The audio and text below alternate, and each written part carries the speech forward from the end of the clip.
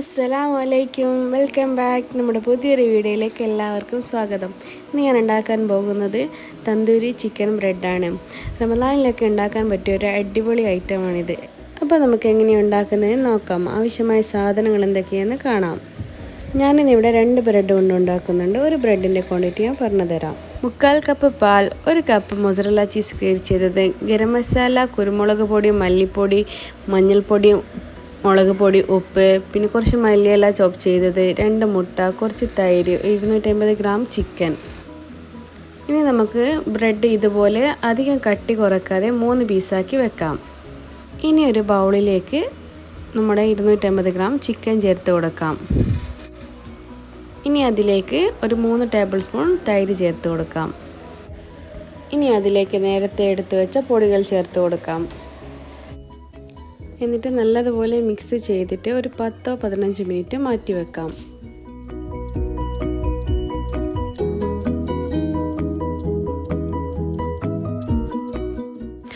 ഇനി നമുക്കൊരു പാൻ വെച്ചിട്ട് ചിക്കൻ നല്ലതുപോലെ ഒന്ന് ഫ്രൈ ചെയ്തെടുക്കാം.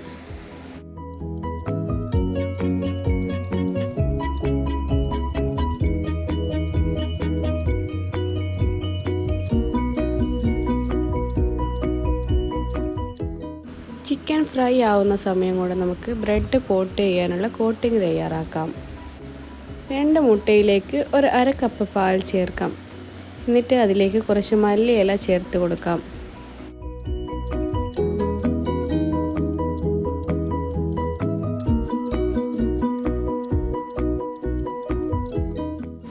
ഇനി അതിലേക്ക് ഒരു 1/4 ടേബിൾ സ്പൂൺ ഉപ്പും 1/4 ടേബിൾ സ്പൂൺ മുളക് പൊടിയും 1/4 ടേബിൾ സ്പൂൺ കുരുമുളക് പൊടിയും ചേർത്ത് കൊടുക്കാം.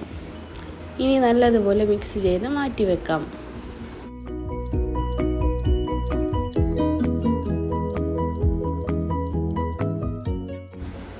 അപ്പോഴേക്കും നമ്മുടെ ചിക്കൻ നല്ലതുപോലെ ഫ്രൈ ആയി വന്നിട്ടുണ്ടാകും. ഇനി നമുക്കൊരു ട്രേ എടുത്ത് നേരത്തെ കലക്കി വെച്ച മുട്ടയുടെ മിക്സ് ഇതിലേക്ക് ഒഴിച്ചു കൊടുക്കണം.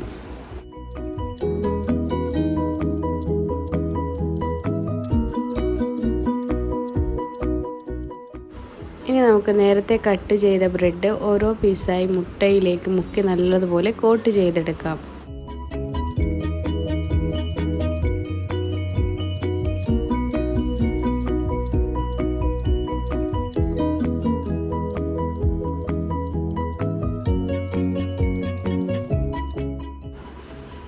ഇനി നമുക്കൊരു ഫ്രൈ പാൻ വെച്ചതിന് ശേഷം അതിലോട്ട് കുറച്ച് ഓയിൽ ഒഴിച്ച് കൊടുത്ത് നല്ലതുപോലെ സ്പ്രെഡ് ചെയ്യാം.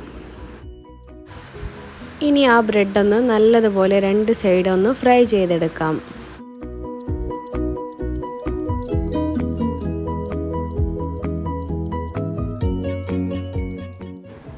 ഇനി അതിൻ്റെ മുകളിലേക്ക് നേരത്തെ എടുത്തു വെച്ച മൊസറല്ല ചീസിൻ്റെ പകുതി ചേർത്ത് കൊടുക്കാം.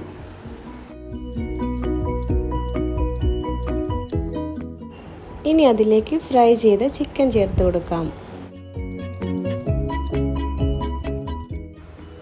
ഇനി അതിൻ്റെ മുകളിലേക്ക് നേരത്തെ ബാക്കിയുള്ള മൊസറല്ല ചീസ് കൂടി ചേർത്ത് കൊടുക്കാം. ഇനിയാണ് ഇതിൻ്റെ മെയിൻ പരിപാടി. ഇനി ഒരു പീസ് ചാർക്കോൾ കത്തിച്ച് അതിൻ്റെ മുകളിലേക്ക് വെച്ച് കുറച്ച് ഓയിൽ ഒഴിച്ച് നല്ലതുപോലെ ഒന്ന് അടച്ചു വെക്കണം. ആ ഒരു സ്മോക്കിൻ്റെ ഫ്ലേവറാണ് ഇതിൽ മെയിനായിട്ട് ഹൈലൈറ്റ് ചെയ്യുന്നത്. അതുകൊണ്ട് ഇത് നിങ്ങൾ ഒരിക്കലും മിസ് ചെയ്യരുത്. നല്ലോണം അടച്ചു വെച്ചതിന് ശേഷം ഇനി നമുക്കൊരു സെർവിങ് പ്ലേറ്റിലേക്ക് മാറ്റാം. അപ്പോൾ നിങ്ങളെല്ലാവരും ട്രൈ ചെയ്ത് നോക്കി ഫീഡ്ബാക്ക് അറിയിക്കണം. വീഡിയോ ഇഷ്ടപ്പെട്ടാൽ എല്ലാവരും സബ്സ്ക്രൈബ് ചെയ്യാനും ലൈക്ക് ചെയ്യാനും ഷെയർ ചെയ്യാനും മറക്കരുത്. അപ്പോൾ അടുത്ത വീഡിയോയുമായി കാണുന്നവരെ ബായ്.